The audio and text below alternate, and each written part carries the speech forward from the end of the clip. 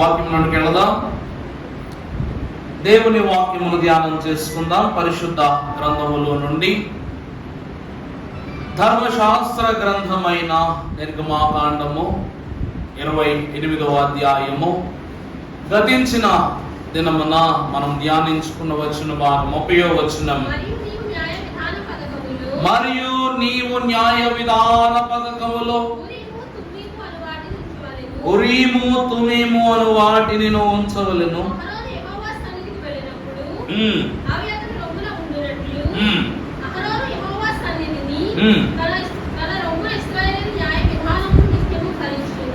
నిత్యము వారి యొక్క విధానములను భరించును. ప్రభునందు దేవుని ప్రియబిడ్డలారా, మరి గతించిన దినమున ఇదే వాక్యాంశంలో ఉరీము తుమీము అను రెండు ఉపకరణములలో తొలి భాగం ఉరీము అను మొదటి భాగమును మనము దేవుని వాక్యం ద్వారా ధ్యానం చేసుకున్నాం. ఉరీము అనగా దేవుని నిర్ణయము, వెలుగు అని అర్థం, అంతే కదండి. దేవుని యొక్క వాక్కును బట్టి ఈ దినము తుమీము అను రెండవ ఉపకరణమును గురించి ప్రభు వాక్యం ద్వారా ధ్యానం చేసుకుందాం. చిన్ని ప్రార్థన చేసుకుందాం.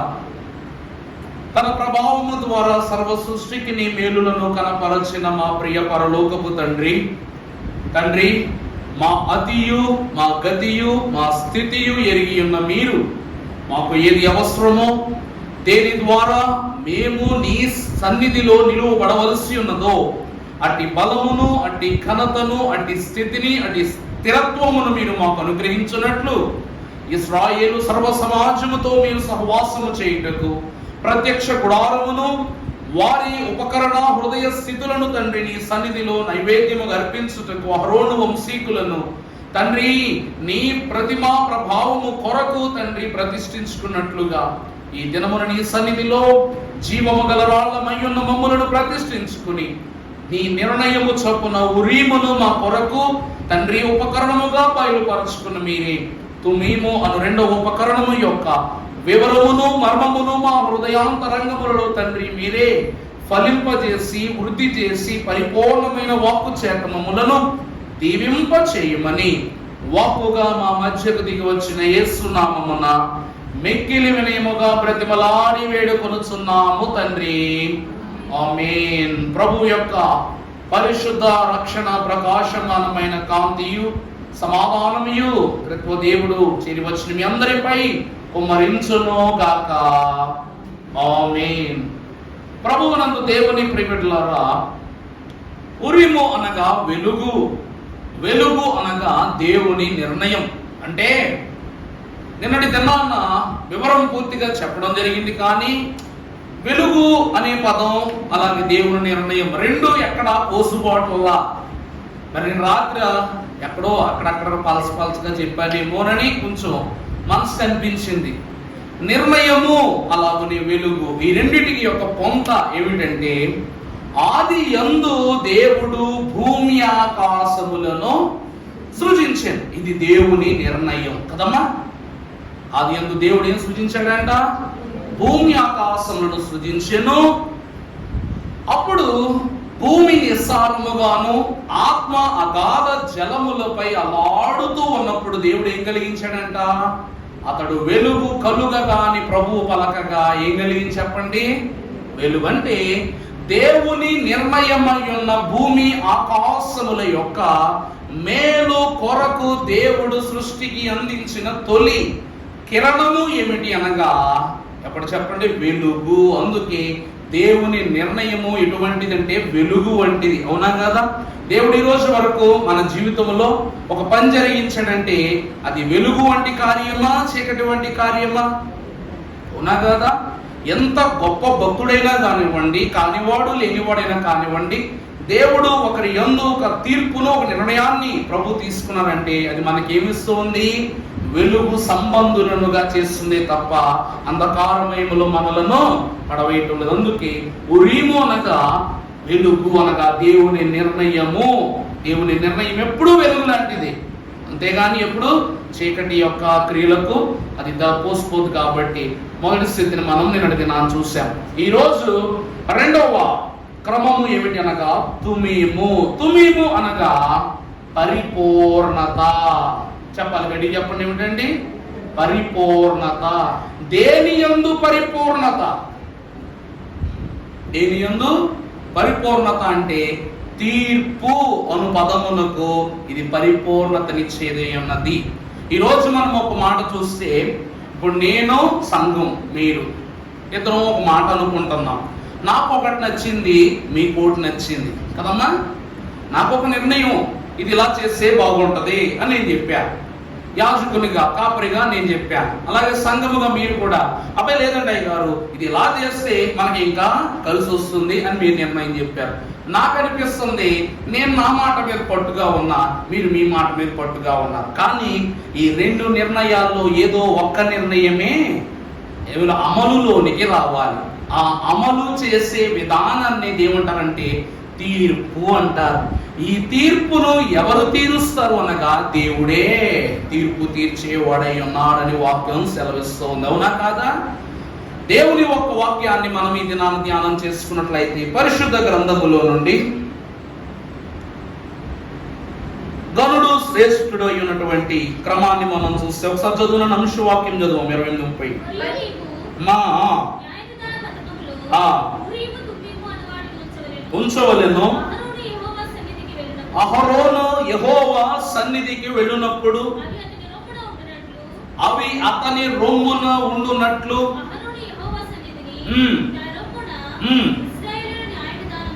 ఇశ్రాయేలీయుల న్యాయ విధానమును నిత్యము భరించును. ప్రభువునందు దేవుని ప్రియబిడ్డలారా, దేవుని యొక్క వాక్యములు మనము చూసినట్లయితే దీనిలో పరమభక్తుడకు మోషే ఏమని రాస్తున్నాడంటే, ఇవి రెండు ఉపకరణములను ధరించుకున్న పిదపే అహరోను దేవుని నిర్ణయము చప్పున ఉరీము పేరిట లోపలికి వెళ్తాడు.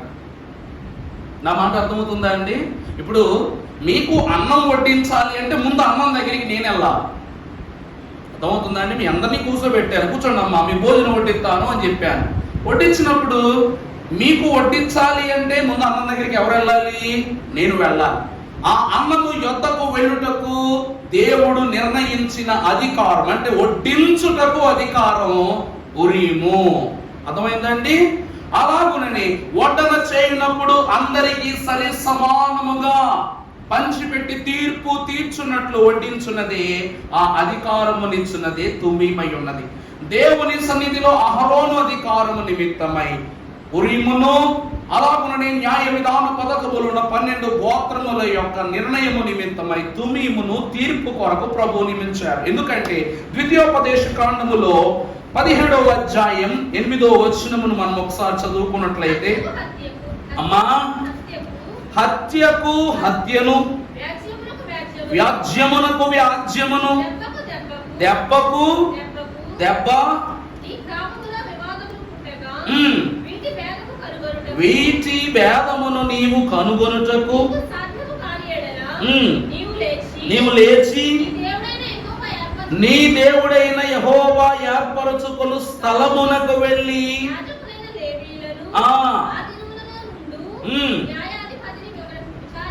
న్యాయాధిపతిగా నీవు ఏం చేయాలి? విచారించాలి. ప్రభువునందు ప్రియబిడ్డలారా, ఈ తుమీమును ధరించుకున్న లేవి వంశస్థుడగు అహరోను కుటుంబము ఈ తుమీమును బట్టే గొడవల విషయంలో, ఏ గొడవ? హత్యకు హత్యకు, వ్యాజ్యమునకు వ్యాజ్యమునకు, దెబ్బకు దెబ్బకు, నీ గ్రామములో వివాదములు పుట్టగా వీటి భేదము కనుగొనుటకు నీకు సాధ్యం కాని అనాలి. అప్పుడు ఇశ్రాయేలు ప్రజలైనటువంటి వారు 12 గోత్రాలు ఉంటే 11 గోత్రాలలో లేవి గోత్రము దేవునిని సాధ్యము చేసుకుని స్వాస్యముగా నిలిచిన గోత్రం. ఇక యోధా గోత్రమును మనము చూస్తే వారు దేవునికి ప్రతిష్ఠితులుగా నిలువబడిన గోత్రం, దేవుని వంశీకం కాబట్టి అన్నిట్లోనూ మేమే దేవునికి ముందుగా ఉండాలి అని నిర్ణయించుకున్న గోత్రం వాళ్ళది. అందుకే ప్రత్యక్ష గుడారం ఎదురుగా ఉండే తొలి గుడారము ఎవరిదంటే, గోత్రం ఎవరిదంటే యోధా గోత్రమే. అంటే మొదటి నైవేద్యం మాది, మొదటి స్తుతి మాది, మొదటి ప్రార్థన మాది, మొదటి దీవెన మాది, మొదటి ఆశీర్వాదం మాది, మొదటి పిలుపు మాది, మొదటి గెలుపు మాది, అన్ని వాళ్ళవే అని నిర్ణయించుకున్నారు. ఇలాగున దేవుని వాక్యం అంటుంది, ఇలాగున ఈ సర్వ సమాజంలో ఏదైనా వివాదం ఏర్పడితే మీరు ఎవరి దగ్గరికి వెళ్ళి విచారణ చేయాలి? లేవి కుటుంబము యొద్దకు, అహరోను యొద్దకు వెళ్ళి విచారణ చేయాలి. విచారణ చేయుటకు ఇప్పుడు కంటిన్యూ చేస్తూ చదువుతాం నాన్న. అతడు తన నీవు లేచి స్థలమునకు నీవు వెళ్ళి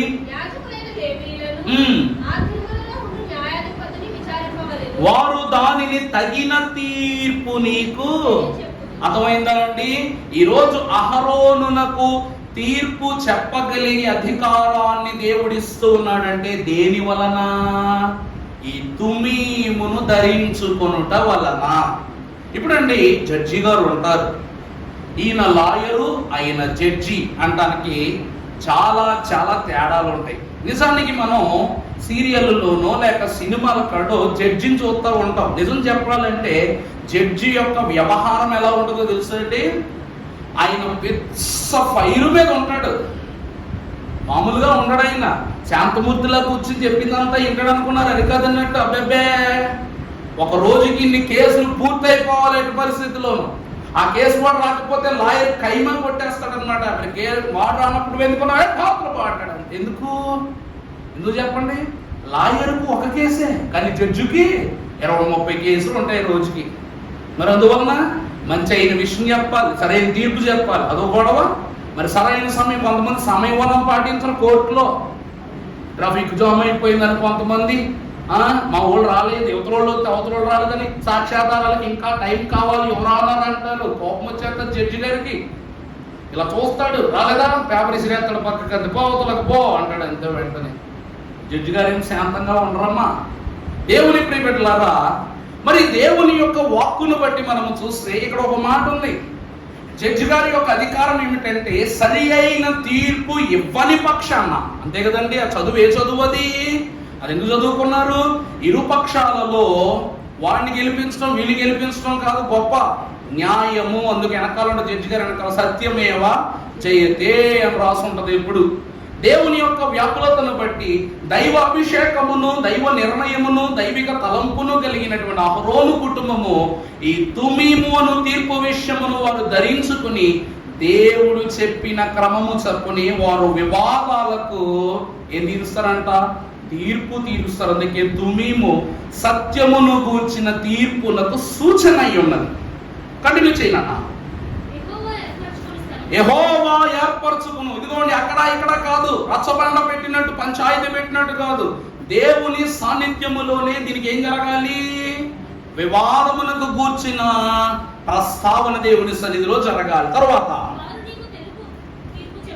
వారు నీకు తెలుపు తీర్పు చొప్పున నీవు జరిగించి, వారు నీకు తేటపరచు భావము చొప్పునను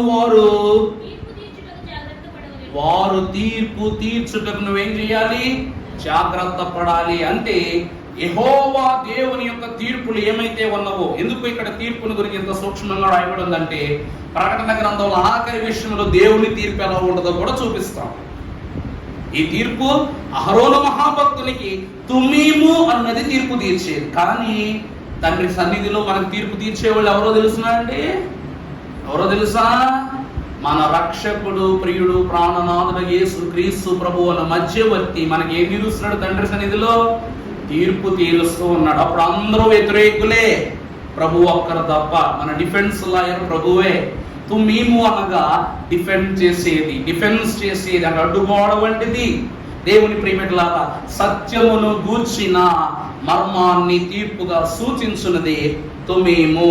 రెండవదిగా మన పరిశుద్ధ లేఖన భాగం చూస్తే ద్వితీయోపదేశకాండం 10:17 ఏలయనగా పరమదేవుడును పరమ ప్రభువును అయ్యున్నారు. ఆయనే మహాదేవుడు, పరాక్రమవంతుడు.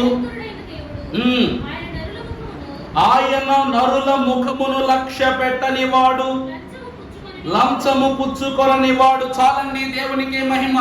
ప్రభువునందు దేవుని ప్రియమిత్రులారా, అసలు సిసలైన న్యాయవంతుడగు దేవుడు ఎలాంటి వాడంట?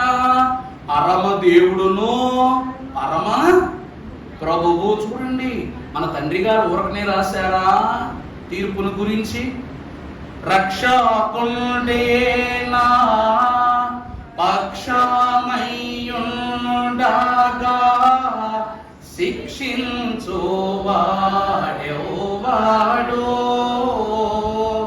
నన్ను రక్షించు ప్రభువేనా, శిక్ష పొందగా నన్ను భక్షించువాడెవ్వాడు?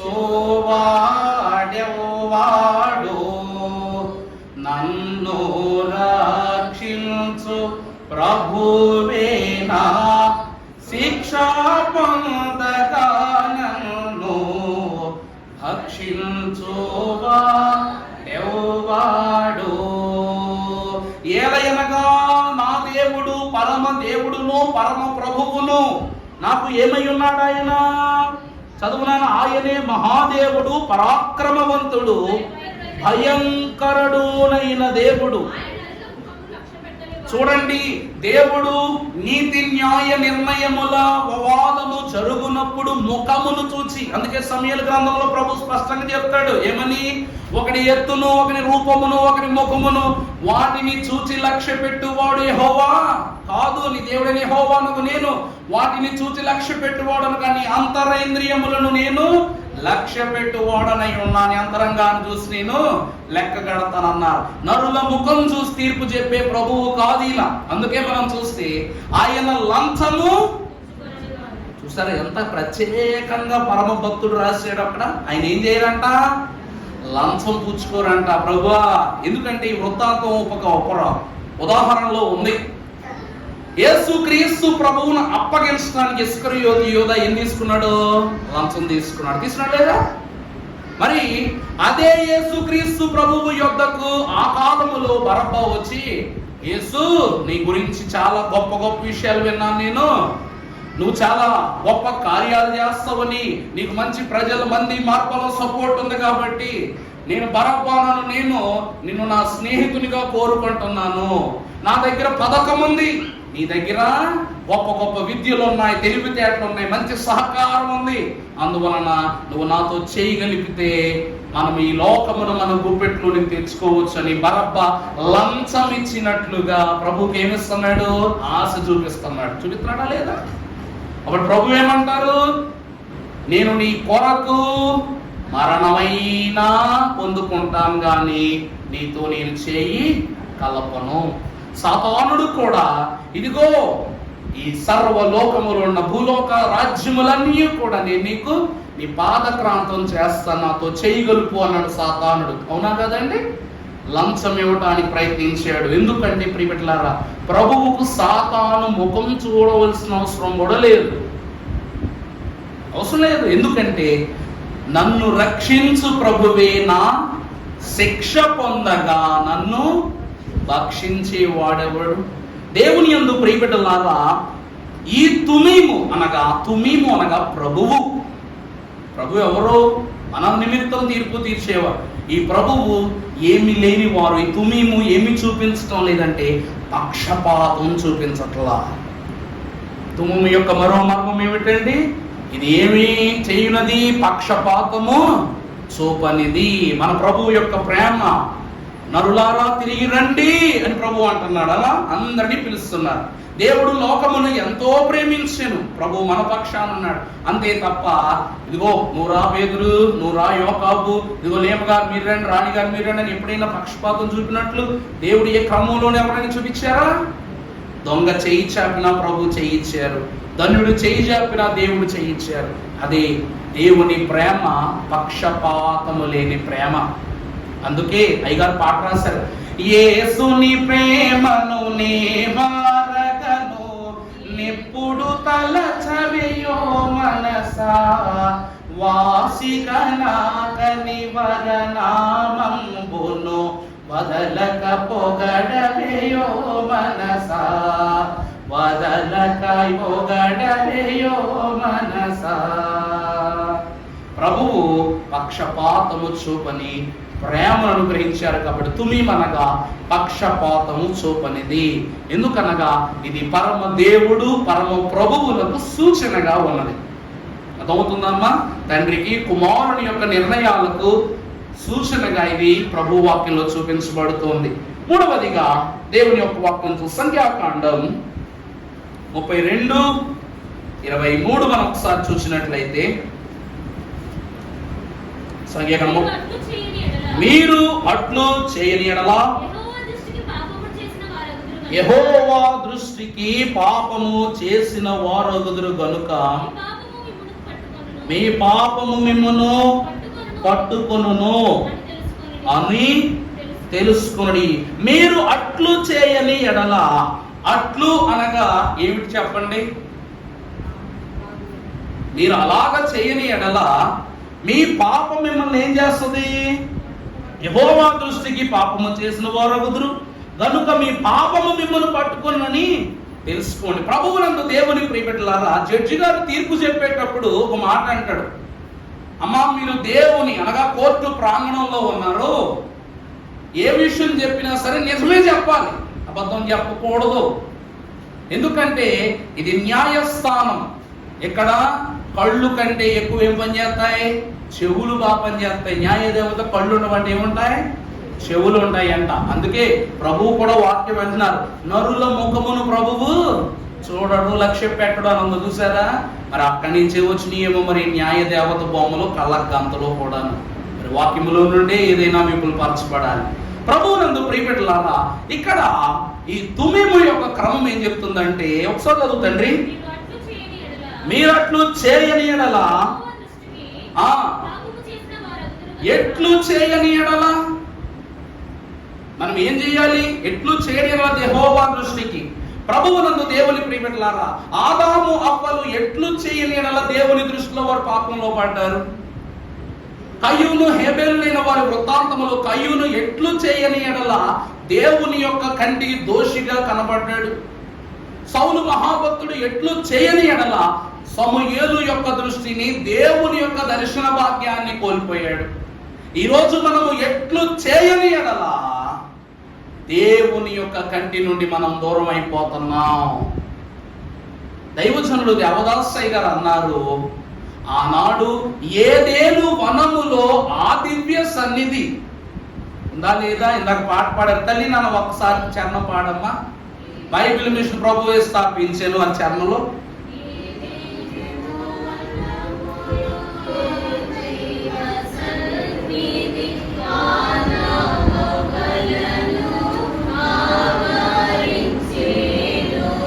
ఏదేనో వనములో ఏ దైవ సన్నిధి ఆదాము అవ్వలను ఆవరించేను.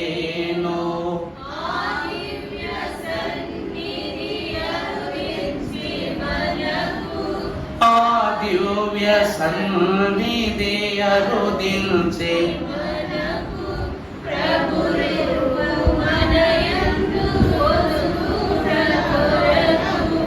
ప్రభువు.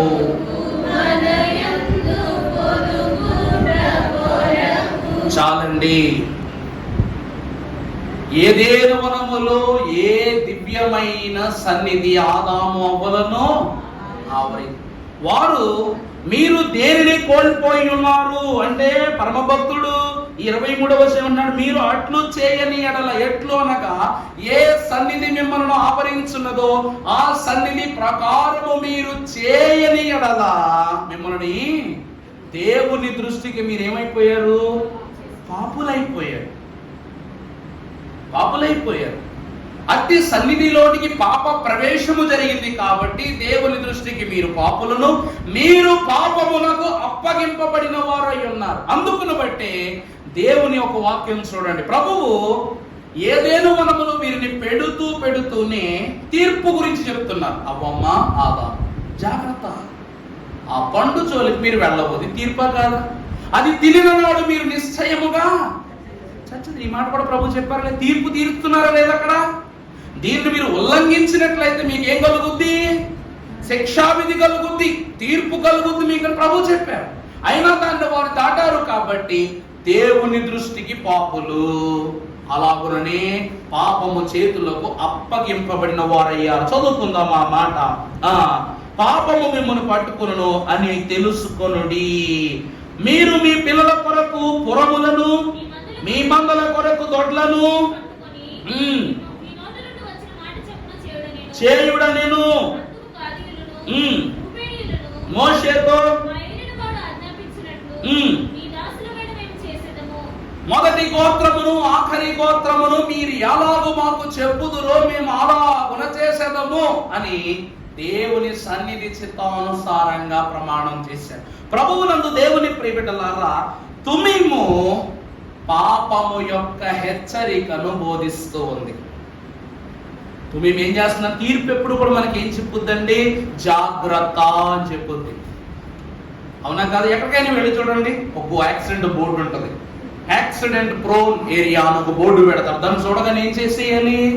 మనం జాగ్రత్త పడిపోవాలి. ఎందుకంటే గతంలో అక్కడ ఒక ఏం జరిగింది? ఒక వివాదం జరిగింది, అక్కడ ఒక శోధన జరిగింది, ఒక యాక్సిడెంట్ ప్రమాదం జరిగిందని చెప్తారు. దేవుని వాక్యం కూడా అదే అంటుంది. ఆ చెట్టును ప్రమాద సూచనగా చూపిస్తూ ఈ పండ్లను తినిన తదుపరి క్షణమున మీరు నిశ్చయముగా చచ్చెదరని చెప్తూ ఉన్నాడు. ఈ దినమున సన్నిధి సన్నిధి సన్నిధి అనేటువంటి ఆ స్థితిని మనము కోల్పోతే యెహోవా దృష్టికి ఏమైపోతాం? పాపులమైపోతాం. పాపము లోపడగానే తీర్పు ప్రారంభమైపోతుంది. అర్థమవుతుందా అండి? పాపములో పడగానే తీర్పు ప్రారంభమైపోద్ది. అందుకే పెద్దలు అంటారు, నీటిలో ఉన్నంత కాలమే చేపకు స్వేచ్ఛ. నీరు దాటి ఏరు దాటి ఒక్కసారి బయటపడితే అదేమవుతుందంట? వేలం పాటలోకి వెళ్ళిపోతాడు, వెలలోనికి వెళ్ళిపోతాడంట, చావులోనికి వెళ్ళిపోతాడంట. వేలం అంటే ఏంటి చెప్పండి?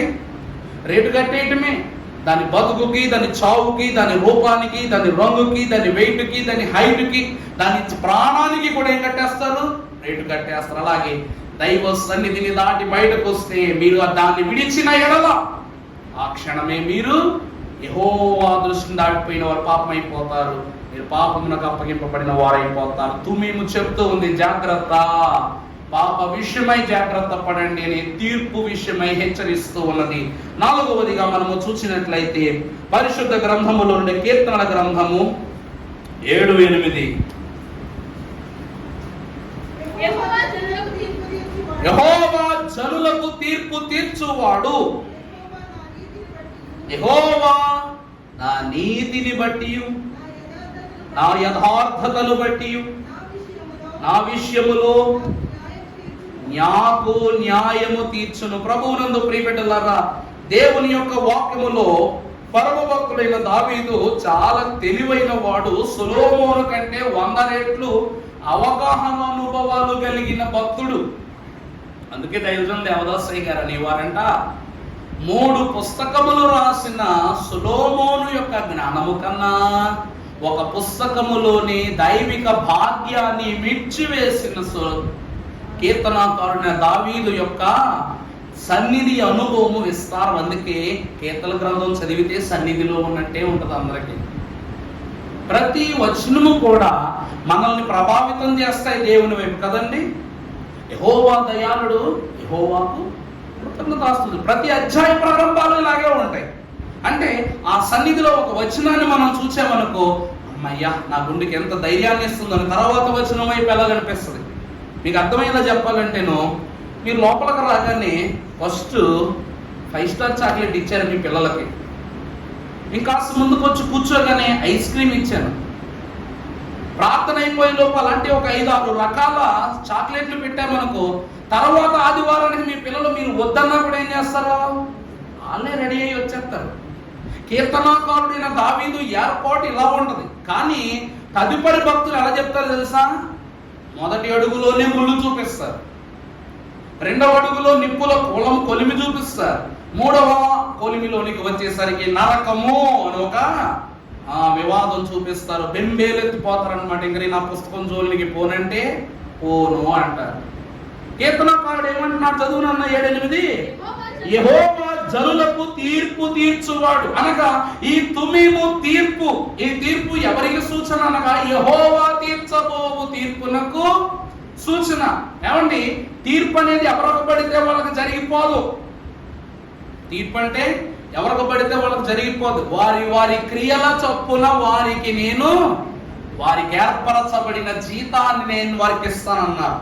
మంచి వాళ్లకు మంచి, చెడ్డ వాళ్ళకు చెడు, పాపుల వరస పాపులు, నిత్య నరకాగ్నిలోనికి వేయబడి వారి యొక్క వరస విషయంలో నరకాగ్ని విషయమే ప్రభు తీర్పు తీరుస్తాడు. ఏ తీర్పు అక్కడ కాదు, నీకు అర్థమయ్యేలా చెప్తా. తీర్పులు ఎన్ని అంటే, మన మొదటి తీర్పు ఎక్కడో తెలుసా అండి? కల్వరి కొండ పైన మన మొదటి తీర్పు. మన మొదటి తీర్పు ఎక్కడ జరిగింది? కల్వరి కొండ పైన. అందుకే కల్వరి పర్వతముపై ప్రభు అంటారు, ప్రభు మనపై తీర్పు తీరుస్తూ, తండ్రి వీరేం చేయుచున్నారు వీరెరుగరు కనుక మన ప్రభువు మన కొరకు పరలోకపు తండ్రి ఎదుట ఏం తీరుస్తున్నారు? తీర్పు తీరుస్తున్నారు. అందుకే ఆ మొదటి తీర్పులో మనకు రక్షణ అనుగ్రహింపబడింది. ఆ తర్వాత కాలములో నుండి చూసినట్లయితే ఎక్కడ నుండి మనకు మధ్యాకాశపు తీర్పు, తర్వాత న్యాయ సింహాసన తీర్పు, మహిమ సింహాసన తీర్పు, ధవళ సింహాసన తీర్పు, రెండవ రాకడ పర్యాంతమైన తర్వాత మృతులైన భక్తుల విషయమై, వేరుపరచబడిన భక్తుల విషయమై గొర్రె మేకల యొక్క తీర్పు. అవునా కదా? ఇదంతా అయిన తర్వాత హెర్మెగెద్దోను యుద్ధమునందు మృతి పొంది హతమైన ఆత్మలైన వారికి దేవుడు తీర్చే ఆఖరి తీర్పు. ఆ తరువాత నిత్య నరకాగ్నిగుండమే. ఇది తీర్పులు ఉన్నాయి, చూసారా? అవునా కదా? ప్రతి కోడి గుడ్డు పెడుతుందండి, కానీ వాని విలువను బట్టి, దాని విలువను బట్టి ఆ గుడ్డుకు విలువ, దేవుని యొక్క వాక్యముని బట్టి కూడా పరిశుద్ధులు అనుచున్న మాట ఏమిటంటే, ఇక్కడ తీర్పు తీర్చువాడు యెహోవాయే. అహరోను తుమ్మును ధరించుకుని దేవుని సన్నిధిలో నిలవబడి వాదాల విషయమై, బాధల విషయమై, యుద్ధాల విషయమై ఎన్ని తీర్పులు తీర్చినా చివరికి తీర్పులో నిర్ణయం ఎవరిది? యెహోవాదే. ఎందుకు అనగా, చదువుకండి నేను చెప్తాను. యెహోవా నా నీతిని బట్టి, నా విషయములో నాకు తీర్పు, ప్రభువునందు ప్రియబిడ్డల నా యథార్థతను బట్టి, నా న్యాయమును బట్టి ఆయన నాకేం తీరుస్తున్నారు? తీర్పు తీరుస్తున్నారు, న్యాయాన్ని తీరుస్తూ ఉన్నారు. అంటే దేవుని వాక్యము యొద్దకు చేరిన వారులారా, నీతి యథార్థత. ఈ ఉరీము తుమీము ఎవరికి సంబంధించిన వివరాన్ని సూచిస్తుందంటే, ఈ తీర్పు నీతిమంతులు, యథార్థవంతులు. స్తుతి చేయుట యథార్థవంతులకు. అర్థమైందా? రెండవది, నీతిమంతులు అనగా ఎవరంట? నాయందు విశ్వాసముంచు ప్రతి వాని యందును నీతి సూర్యుడు. ఈ రెండు క్రమములు కలిగిన భక్త జన సమూహము ఇశ్రాయేలీలు, ఈనాడు సంఘం. ఇలాంటి వారికి లోకములో గొర్రె మేకల తీర్పులు ఉండవు, పాతాళపు తీర్పులు ఉండవు, నరకాగ్ని తీర్పులు ఉండవు. ఇలాంటి తీర్పులు ఏమీ ఉండవు. మనకు జరిగే తీర్పు ఏంటి తెలుసా? మహిమ సింహాసన తీర్పు. అనగా ప్రభు అంటున్నారు, ఇదిగో చివరి వరకు మీరు నమ్మకంగా ఉండండి, నేను మీకు ఏమిస్తా? జీవ కిరీటాన్ని ఇస్తాను అంటున్నాడు. ఆ తీర్పుతోనే మనము దేవునికి ప్రియులమైపోతాం. యేసుక్రీస్తు ప్రభుడి పార్శ్వ భాగ్యాన్ని మనం పొందుకుంటాం. ఆ అంతస్తును ఇచ్చుటకు నీతిమంతులకు, యథార్థవంతులకు జరిగే తీర్పును సూచించుచున్నది ఈ తుమీము అనగా నీతికి సూచనగా ఇవ్వబడినటువంటి తీర్పు. తర్వాత మనము చూసినట్లయితే ప్రియులారా, ప్రకటన గ్రంథము 20వ అధ్యాయం 11వ వచనం నుండి చదువునానా? చెప్పాను కదా, ముందు ద్వితీయోపదేశ కాండములో చూశారు. ఏమిటది? హత్యకు హత్య, వాదానికి వాదం, గొడవకు గొడవ. ఎలాగైతే లేవలి యొద్దకు తీర్పు చేయబడుతుందో, ఇప్పుడు చూడండి, మంచికి మంచే, చెడుకు చెడే అని చెప్పినట్లు, మరియు నేను చూడగా, చదువునా? ఇది సింహాసనము కాదు, ఇదేమిటంట? మహాసింహాసనము. అంటే అటువంటి సింహాసనము మరి ఒకటి లేదు, ఉండబోదు. చదువునా? దాని యందు ఆసీనుడై ఉన్న చూచి తిని భూమి ఆకాశములు ఆయన సముఖము నుండి పారిపోయాను. ఎందుకంటే భూమి తన వివాదమును చెప్పుకొనుటకు దానికి హక్కు లేదు.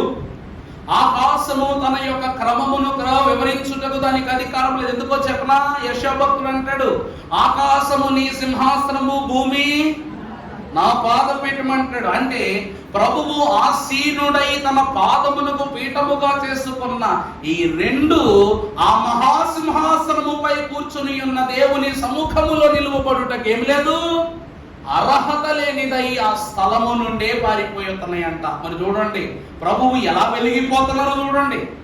ఆయన కాంతి, ఆయన ప్రజ్వలింపు, ఆయన శక్తి, అయిన ప్రభావం ఎట్లా ఉందో చూడండి. తర్వాత అవి నిలువు చోటు మనకు కనబడకపోయేను.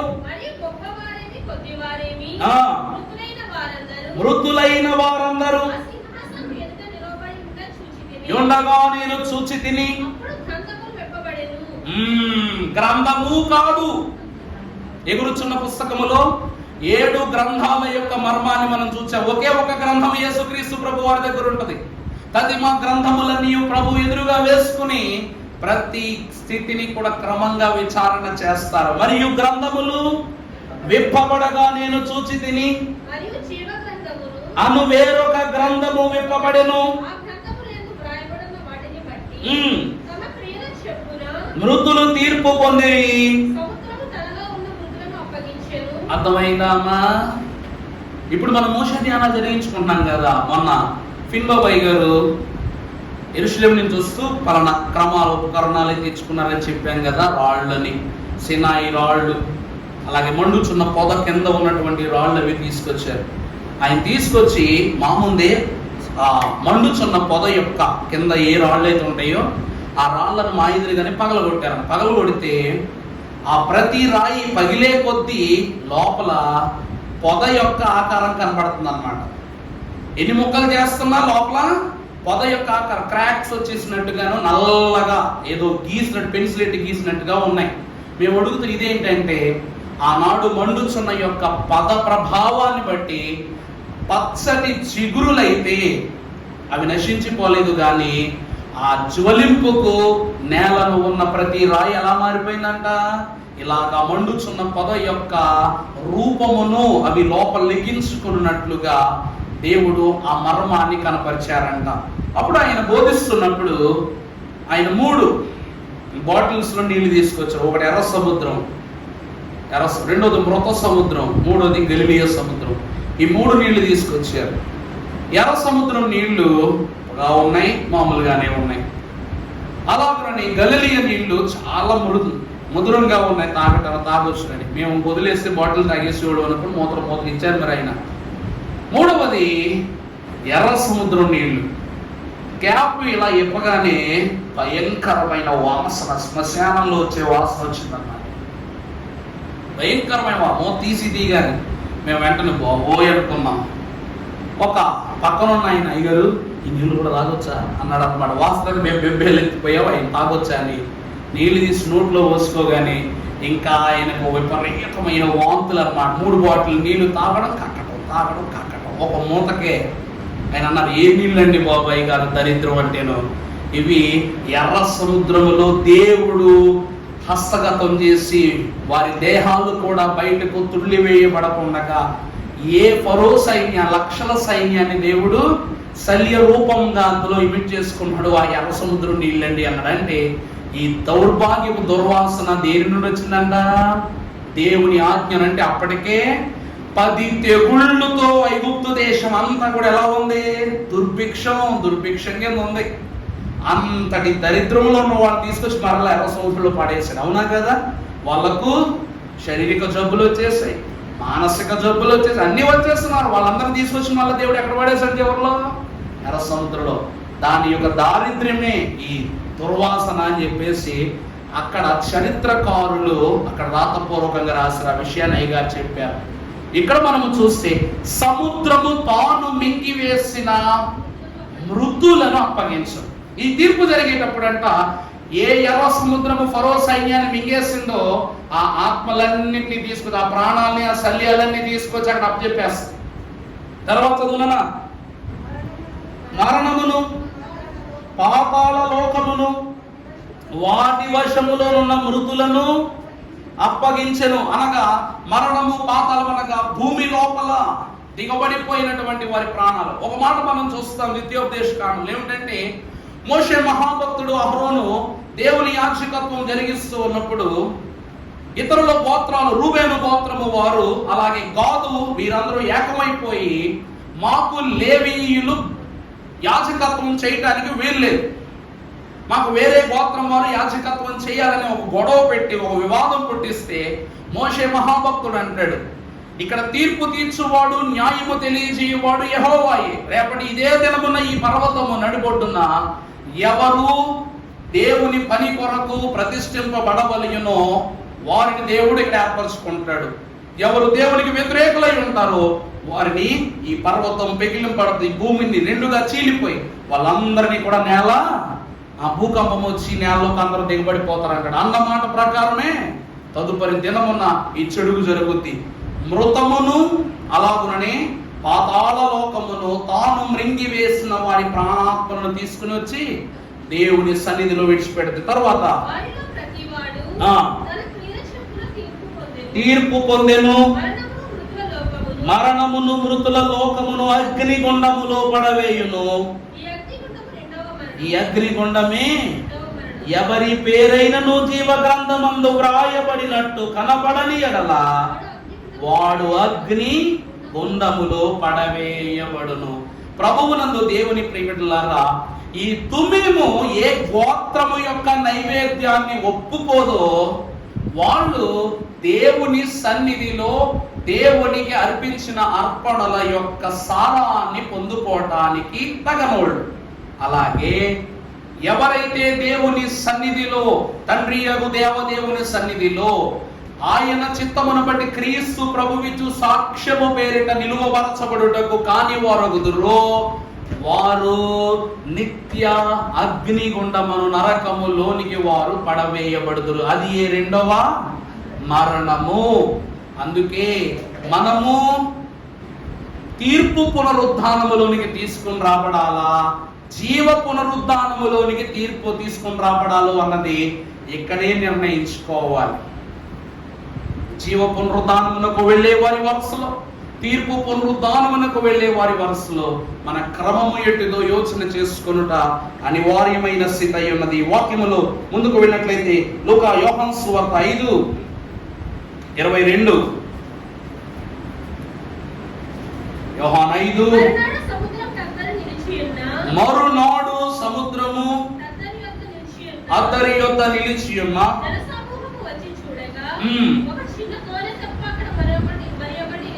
లేదనియు యేసు తన శిష్యులతో కూడా అమ్మమ్మ తల్లి 5:22 అమ్మా, తండ్రి ఎవరికి తీర్పు తీర్చును, తీర్చడు గాని తండ్రి ఎవరికి తీర్పు తీర్చడు గాని తండ్రిని గణపరచునట్లుగా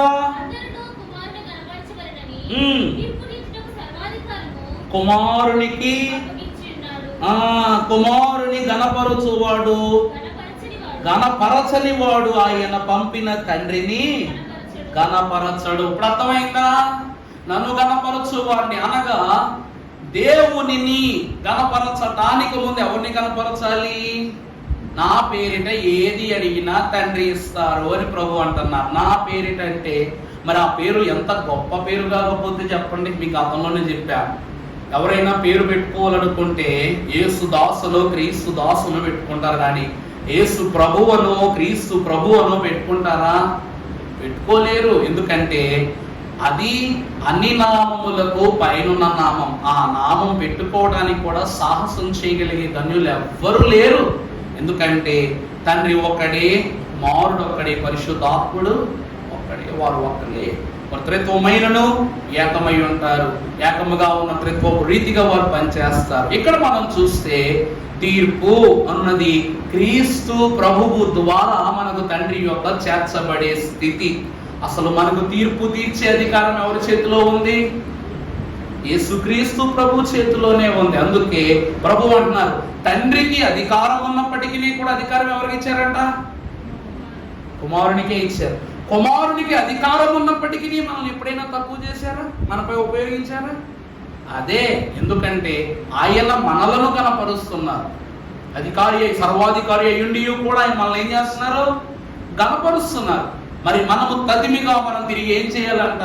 ఆయనను గణపరిచే వారమై ఉండాలి. అపోస్తుల కార్యగ్రంథములో 17:31 లూకా మహాభక్తుడు రాస్తాడు ఇలాగా, ఎందుకనగా తాను నియమించిన మనుష్యుల చేత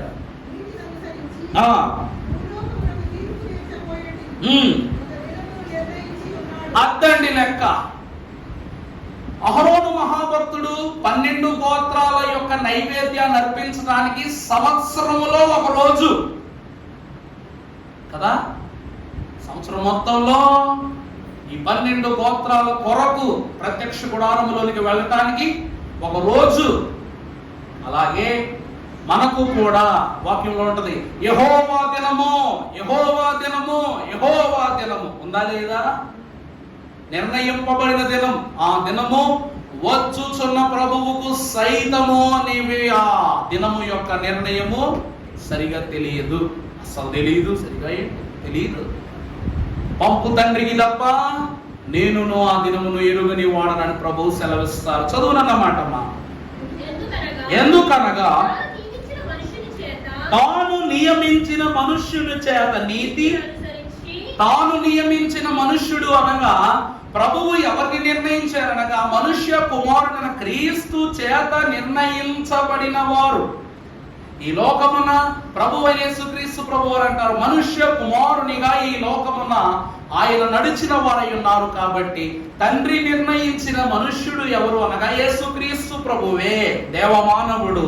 ఆయనను బట్టి నీతిని అనుసరించి భూలోకమునకు తీర్పు తీర్చబోయేది ఒక దినము మృతులలో నుండి ఆయనను లేపినందున దీని నమ్ముటకు అందరికీ ఆధారము కలుగజేసి ఉన్నాడు. ఆధారమును కలుగజేసి ఉన్నాడు. దీనిని మేలు పునరుద్ధానం, జీవ పునరుద్ధానం, తీర్పు పునరుద్ధానం అంటున్నారన్నమాట. తీర్పు ఎంత ఒణుకు పుట్టిస్తుందంటే ప్రియులారా, మీకు రేపటి దినమున ముందు వీడియో వేసిన తర్వాతే నేను తర్వాత వాక్యంలోనికి వెళ్తాను. ఆ వీడియో చూసిన తర్వాత ఆయన దొంగ వలె వస్త్రం రహస్య రాకడ అంటాం కదా, దాని యొక్క వివరం మీకే తెలుస్తుంది అన్నమాట. ఎంత విచిత్రమో, ఎంత విడ్డూరంగా ఉంటుందంటే నువ్వు కలలో కూడా ఒక బొమ్మ చూస్తే అమ్మో అనుకునేలా ఉంటుంది అన్నమాట. ఆ రాకడ, రహస్య రాకడనే చూసి మనం ఏం చేయలేము, మన మనసులో భయం పుట్టేస్తాయి. మన ప్రత్యక్ష రాకడలో ఆయన పొడిచిన వారును చూసేదరు, భూజనులందరూ రొమ్ము కొట్టుకొనొచ్చు, కన్నీళ్లు పెట్టుకుని అంగళవరుస్తూ ప్రభువాన్ని క్షమించని ఏడుస్తారట. అది ప్రత్యక్ష రాకడ. దేవుని ప్రియబిడ్డలారా, ఈ తుమీము దేవుని సాక్ష్యాన్ని, దేవుని యొక్క ప్రత్యక్షతను, పక్షపాతాన్ని, అలాగునని తదుపరిగా చూసినట్లయితే దేవుని యొక్క జ్ఞాపకాన్ని, తీర్పు యొక్క అంతిమ తీర్పు యొక్క జ్ఞాపకాన్ని చూపిస్తూ ఉంది. అవునా కాదండి? మొదట ద్వితీయోపదేశకాండంలో చూపించినట్లు ప్రకటన గ్రంథములోను ప్రభువు ఈ యొక్క తీర్పును జ్ఞాపకం చేస్తూ ఉంది. 5వదిగా చూసినట్లయితే క్రీస్తే మన సంపూర్ణతను బట్టి మనకు తీర్పు తీర్చువాడు అని తెలియజేస్తూ ఉంది. చివరిగా నా మాటలు ముగిస్తూ పరిశుద్ధ గ్రంథములో నుండి కృపాభరితుడు పరిశుద్ధుడైన తండ్రిని తలంచుకొనొచ్చు అంశవాక్యములోనికి ఒకసారి రండమ్మా. చదువు. మరియు నీవు న్యాయ విధాన పథకములో అహరోను యెహోవా సన్నిధిలోనికి వెళ్ళినప్పుడు అవి అతని రొమ్మున ఉండునట్లు న్యాయ విధానమును సామెతలు 3:5.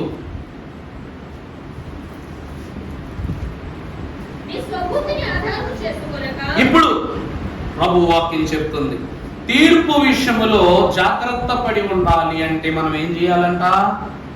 మన బుర్ర, మన స్వబుద్ధి, మన సొంత ఆలోచనలు ఆధారం చేసుకొనక నీ పూర్ణ హృదయముతో యెహోవా యందు నమ్మిక ఉంచుము, నీ ప్రవర్తన అంతటి యందు. అర్థమైందా అండి? మన ప్రవర్తన అంతట్లో అధికారం ఎవరిదని ఒప్పుకోవాలి? ప్రభువుదే అధికారం అని ఒప్పుకోవాలి. అలాగున మనము నిర్ణయింపబడిన నాడే దేవుని యొక్క తీర్పులో మనం ఏమవుతాం? సాక్షులం అవుతాం. లేకపోతే తీర్పులో సాక్షుల వలసను దాటి దోషులం అవుతాం. దోషులుగా ఉండాలో సాక్షులుగా ఉండాలో దేవుని సన్నిధిలో ఇక్కడే నిర్ణయం చేసుకోవాలి. యాజకుడైన అహరోను లోపల ఒక్కట చేసి బయటకు వచ్చి మరొకటి చెప్పాడు అనుకోండి, మరి యాజకునిగా సర్వసాధారణమైన మేము చెప్తున్నాం కదా అని అన్ని అలాగయ్యారు చాలా మంది వింటా ఉంటారు. వింటాం వరకునే మాకు నచ్చిందేదో మేము చెప్పేసి, మాకు వచ్చిందేదో మేము చెప్పేసామనుకోండి, అది దైవిక క్రియ కానట్లయితే ఆ పాపములో మీరు భరించబోవు ఆ శాపములో పాపములో ముందస్తు భాగం అంటే అధిక భాగాన్ని ఎవరు భరించాలి? యాజకుడు భరించాలి. అందుకే మంచి గురువు లేకపోతే మంచి చెప్పండి శిష్యరికం ఉండదు. మంచి నాయకుడు లేకపోతే మంచి నాయకత్వం ఉండదు. అలాగునని మంచి మాట లేకపోతే మంచి తత్వము తలంపులు నెరవేర్పులోనికి రావు. అందుకే దైవజనుడు దేవదాసయ్య గారు అన్నారు, వాక్యాన్ని చదువునప్పుడు ఆత్మయు సత్యముయు తలాంతయు అన్నియు ఎలా ఉండాలంట? ఏకతాటిపైన నిలుపుకొని దేవుని వాక్యం చదవాలి. అందుకే దైవజనులు ఎప్పుడు వాక్యం చదివేటప్పుడు అంట చదివిన వాక్యాన్ని నెమరు వేసుకున్నప్పుడు గుండెపైన బైబిల్ ఎట్టుకుని పడుకునేవారంట. ఇదే సమయం అనుకుని సాతానుడు లాగడానికి ట్రై చేస్తే ఈ బైబిల్ ఆయన రొమ్ము మీద నుంచి వచ్చేది కాదంట. కారణం ఏంటంటే ఈయన బైబిల్ను పట్టుకున్నారు, బైబిల్లో నుండి చేతులు వచ్చి దైవుల నుండి పట్టుకున్నాయి. ఎంత ఐక్యతో చూసారా? మనము ప్రభువును కావాలి అని అనుకుంటే ప్రభువు మనలను అంతకు మిక్కిలి కావాలనుకుంటారు. అందుకే తీర్పు అను క్రమంలోనికి వెళ్ళాలంటే క్రీస్తు అనే క్రమములో ప్రవేశించాలి. న్యాయమైన తీర్పుకు సత్యమైన తీర్పుకు క్రీస్తే సర్వాధికారి గనుక ఈ తుమ్మిము క్రీస్తును సూచించుచున్న మరి యొక్క సూచన గనక సంపూర్ణత అని చెప్పాను. మన తీర్పు ఎప్పుడు ఎలా ఉండాలి? సంపూర్ణంగా ఉండాలి. అన్ని సంపూర్ణతలను దాటి పరిపూర్ణమైన మేలులతో త్రిత్వ దేవుడు మిమ్మల్ని దీవించి ఆశీర్వదించును గాక. పరిశుద్ధుడా